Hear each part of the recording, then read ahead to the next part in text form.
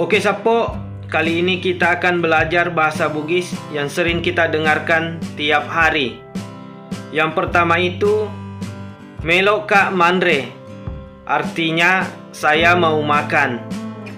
Yang kedua, malupu ka, artinya saya lapar.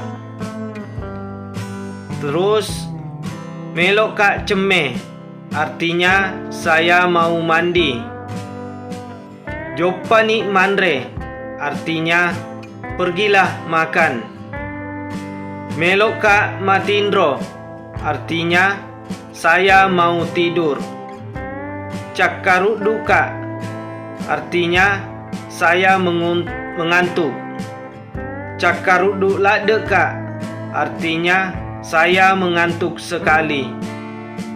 Melo ka mak guru, artinya saya mau belajar. Melo ka minum, artinya saya mau minum.